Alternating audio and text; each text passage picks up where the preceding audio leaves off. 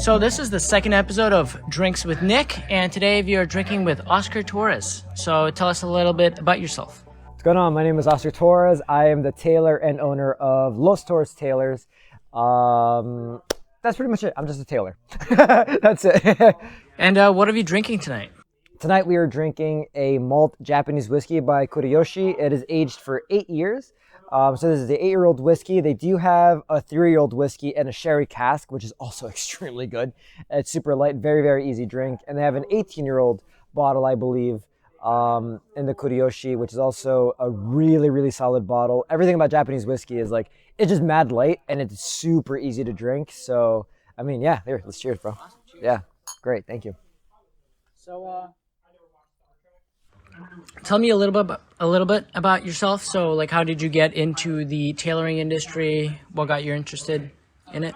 Well, I started tailoring when I was 14 years old. What got me interested into it was really how much work was involved. I was in a fashion program when I was going to go into my sophomore year of high school. And what I've seen a lot about in the fashion industry, they teach more about the design more so than the make and the construction of a garment. So tailoring was a lot harder than just design. It's everything about the construction, everything about the fit. So it wasn't just, oh, cool, it looks nice. It's like, yeah, cool, it looks pretty, but does it fit? Is the fabric good? Is it made well? And like all those things, I'm like, damn, like there's so much involved into it. So the challenge was, it definitely kicked my ass, but it was one of those things where I was kind of like, all right, if this is what it takes, like I'm not backing down. Like, and dude, like it was funny because I had a tailor who was who I was apprenticing under. He'd be like, no, do the sleeve over. I'm like, I just spent an hour on this. He's like, it's not good enough. Fuck, you know, so like you gotta go back and you gotta start over again. And then another tailor that I worked for, same thing. He'll look at my sleeve, do it over again. It's not good enough. I'm like, what? Like, and all right, so then you take it back and you do what you got to do. But what also drew me to it was also the fact that humility is in your job description. It's actually your number one job description. It's humility above everything else. So no other industry is requiring you to be humble in your job. A lot of guys are preaching the cocky stuff, and I don't really vibe with that. The humility about the tailoring, where nothing like. If you're good or not, it doesn't matter. Just got the job done. And that to me was like, all right, I'll get the job done. You know, and then eventually you start scaling in your skill set and things like that. And then you're competing against no one but yourself. So that was also really, really rewarding to know like what I did 3 years ago. Yeah, I would probably tell myself to be like, no, do it again. Like now I have a higher standard of things. And now the way that I make things are at a very, very higher, it's at a higher level. It's at a luxury level. So I'm just really proud that I was able to get to this level through the hard work and the constant, you know, like do it over again. And like almost like the smack talk, but it was constructive criticism. And that I really, really enjoyed. So my next question would be is when you, like you said, 3 years ago, you would look at yourself and you would be criticizing yourself based on how your work is done. So where would you see yourself 5 years from now? And like, how have you seen your work advancing over the years? That's a really, really good question because it's hard to kind of pinpoint where I would be in 5 years from now, just because of the constant progress that I've been able to thankfully achieve. Not even for like my own skill set, but because I surround myself with people that can constantly like push me a little bit further. So I have no idea where I could be in 5 years, but I can only imagine, you know, at a level where I'm at now, I can look at someone without even chalking the garment. I already know what to do. You know, I can be like, or someone walks through the doors. I'd be like, he's probably a 46 jacket, or he's probably a 40 jacket or a 38, whatever it is. I can already automatically tell right as they're like coming in through the door. So I can only imagine what, you know, 5 years for me would look like, you know, and I'm super excited for it. So that's why like, I'm constantly pushing myself. And yeah, I'm so critical about myself even now. If I set a sleeve in, I'm like, it's not good. I got to dial the sleeve a little differently, or I got to rotate the sleeve, the pitch a little differently, whatever it is. I'm still critical, and I still hold myself to high regard when it comes to that. But yeah, no, 5 years from now, I have no idea where I would be, but like skill wise, but yeah, no, I'm super excited for it. Absolutely. That's awesome. And along the way, have your parents been supporting your career choice, or what's the relationship there? So that's a little bit of a personal question, mainly because at first, I mean, my parents obviously support what I do. I'm not out, partying, snorting coke in the weekends and going to those kinds of parties or things like that by any means. But I'm constantly working, and my work does overlap a lot of my familial ties, unfortunately. I would rather sit in my shop for 20 hours than, have a family dinner. And because of that, sometimes it's hard for my family to understand why I'm working so hard. But when I host these events, when we, thanks to you, when we have these highlight reels of kind of what we do, and I get to showcase them, what I've been able to do, and because I've been, losing sleep or doing what I got to do, it's paying off. It's hard for them to kind of accept it though, because sometimes, for instance, yesterday, I didn't eat till 11 o'clock at night. So I went a whole entire day without eating because I was constantly working. And so my parents are like, oh, do you want to eat? Do you want to eat? I'm like, no, I'm good. And imagine you, if you have a kid and all you see is your kid locking himself in the room and all they're doing is working, and you're like, bro, is this kid depressed? Is this kid okay?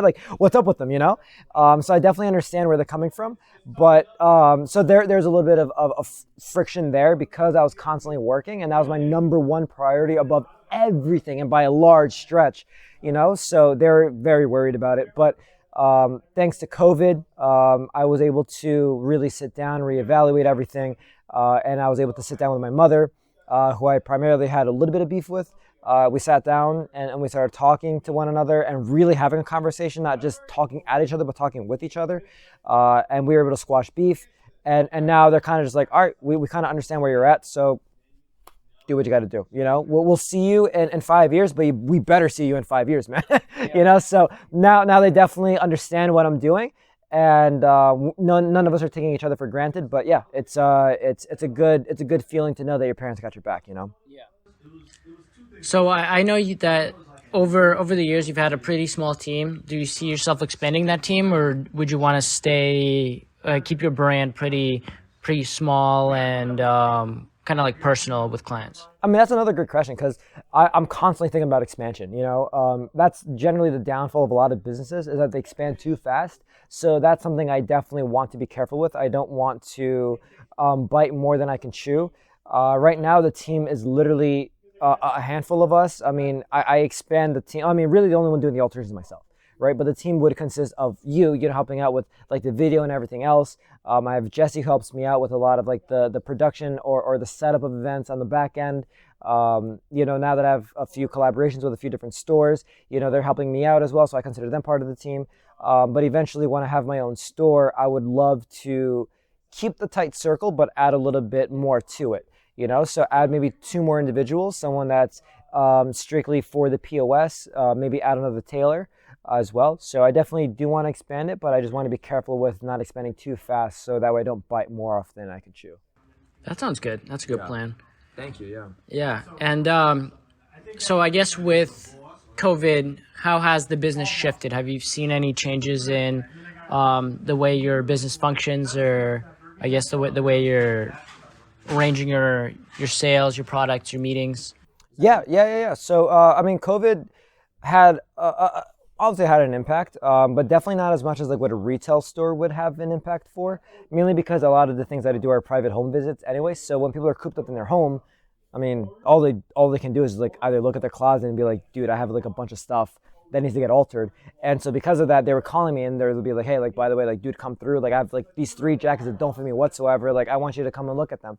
I'm like, okay, obviously you're wearing masks, and at the time I was wearing gloves even, so that way if I'm measuring anybody or if I'm touching anything, I can be safe. But then we just raised the protocol, obviously hand sanitizing after everything, washing your hands, things like that. But yeah, I've still been able to sell. I was only selling custom shirts because that's all people really wanted to spend. I wasn't selling any pants or jackets or suits for that matter. But yeah, I was able to still sell. A lot of things were, again, private home visits. When quarantine reached its 3rd month, guys were just sick and tired. They're just like, dude, come through. I'm sick and tired of just talking to my wife or talking to my kids. Or even the ladies, I'm sick of talking to my husband or my kids, whatever. Just come. I need to interact with somebody. And it's okay, great. So they would call me, come through. I just need a pair of pants fixed, whatever it was. So I put on my mask. I go. I mark what I needed to mark. And then that was really it. So it was a lot more personal relationships that I had to establish. And what definitely this year taught me was establishing comfort and confidence for sure. Your customers and your clients and your friends really need to feel comfortable with you. I'm constantly wearing my mask when I visit them. I mean, they're in their own home, so they're not obligated to anyway. So they feel comfortable with that too. And they have the confidence that I'm holding myself to that, degree where I'm constantly sanitizing things and whatever I need to do. Right, exactly right. So, you have to convey that, especially in a moment like this. You have to convey the confidence and the comfort, because otherwise they're not going to trust you. So I took that as paramount. Like, it was extremely necessary for me to convey those things. So I was very adamant about, like, guys, like, I'm being very safe with myself. Like, I'm not interacting with anybody really.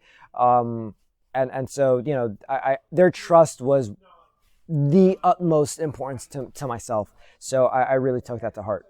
Yeah. I'd love to hear a little bit more about the new line that you're releasing. So, and what's the ratio been between people spending a lot of money on the high-end stuff compared to people spending On the more affordable. budgeted, Yeah, affordable. for their clothing? Yeah. Yeah, I mean, for sure, the affordability of custom clothing is a huge thing. I mean, not everybody has tens of thousands of dollars to spend on, like, a cashmere sport jacket or things like that. So, and you have to move with the times. Obviously, technology is a huge thing. So I've been definitely open to, and I've been definitely studying what my market says. A lot of the customers are gearing more towards an online custom option, which I honestly think it's trash. I don't think you can really do custom online. I'm very adamant about being person to person. However, that still doesn't stop the fact that guys are still looking online for clothing like that, So I'm kind of like, all right, bet if online is kind of the way to go, how do I adapt that into my business? So with the collection that you were mentioning, I'm launching a collection in 2021 called Vision. It's kind of just to showcase what my vision of clothing should be, what my vision of luxury should be, affordable luxury should be, at what level of, caliber it should be as well. So I'm working with a few, pieces, nothing too much. I'm not launching a whole, like, wide collection, just a few pieces. It's going to be made to order. So a lot of the younger clientele as well have been eager in the custom clothing. But again, a lot of the social consciousness has been, feeding its way in as well. So a lot of sustainability, economic, and environmental friendly stuff has been at the forefront. So I've been figuring out things to kind of curate all of that. So made to order was definitely the way to go, because I don't have to buy inventory and then not sell it and then eventually just either give it away or throw it out, whatever. So I'm only making pieces that people are buying. So I'm not buying an excess amount of fabric. I'm not wasting an excess amount of energy to produce the garments. I'm only using the energy that I need to produce the garments. I'm only using the materials that I need to produce the garments. And I'm, at the same time, I'm also not forcing employees to work overnight to make me 200 garments. It's easier for them to manage to make only 10 pieces. So it was just easier all around, ethically and just, financially as well to a certain degree, but it was more, I guess, like the ethics behind it. And you can still deliver a very high-end product at a little more accessible price point and at a quicker rate too. So the made-to-order collection has been very, very good for us. Well, I think it will be good for us. We've been getting a lot of good feedback from it. So yeah, that's kind of like the direction that we're going in, is the made-to-order online. Awesome. Yeah, absolutely. Do you see, do you have anything planned for 2021 overall? Is there any new things you're thinking about doing? Yeah, well, definitely the collection has been a huge weight on my shoulders, just because it's my debut collection.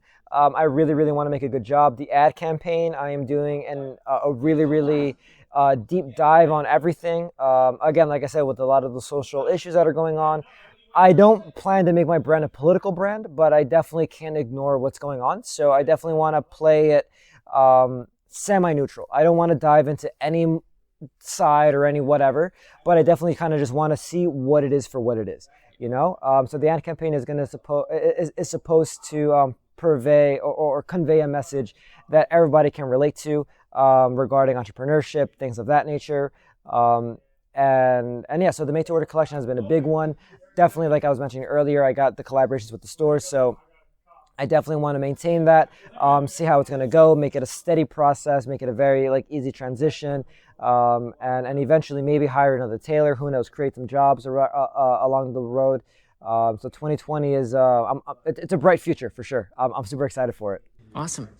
And so, why have you chosen to go with Jersey instead of New York City? Because I know you're pretty close to New York City. Is there a reason why you chose the locations here?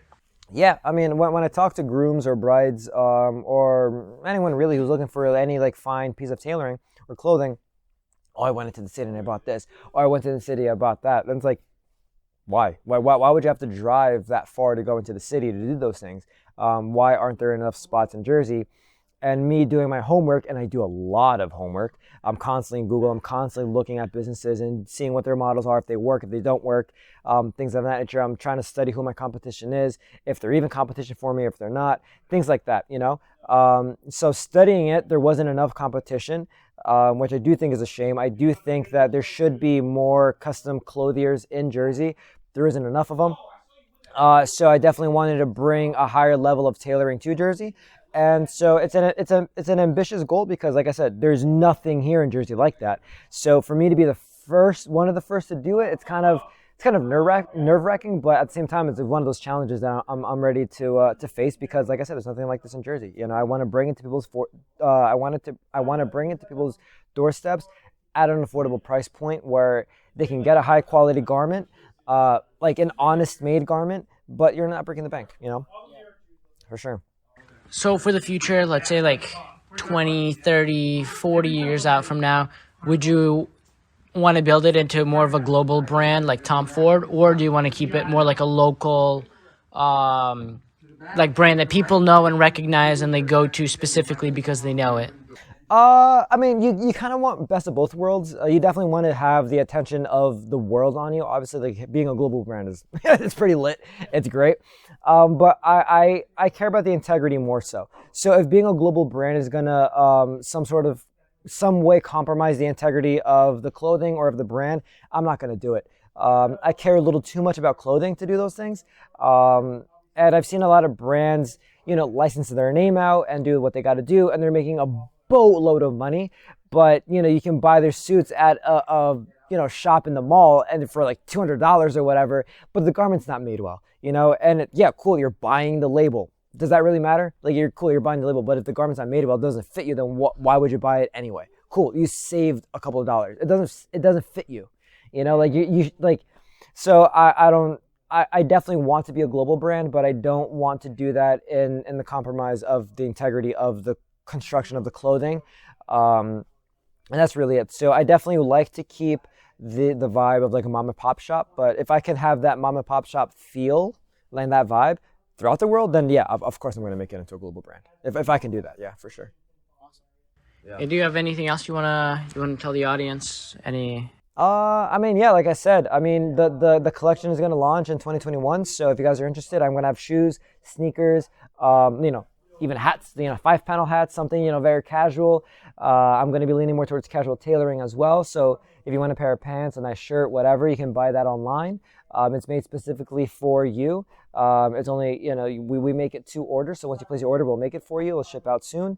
I also want to give a huge shout out to Nick. He's been an insane help when it comes to everything. He's the only reason why I look good. I constantly joke about it because it's very true. It's not even a joke. So shout out to Nick. Definitely tune in to Drinks with Nick because it's a great show. He's doing a great thing. The content that he's delivering is stupid good. So I'm really, really happy, and I'm proud of Nick too. So definitely want to give a huge shout out to him. Thanks, man. Yeah, I'm so glad to have you here. And yeah, thank you so much for doing this interview and diving into the world of tailoring. It was definitely interesting to see what you have planned and kind of how you've gotten to this point. So yeah, thank you, man. Hopefully in 5 years we can sit down again and we'll achieve more. Follow-up video. Yeah, for sure. Both you and I. All right, man. Cheers. Yeah.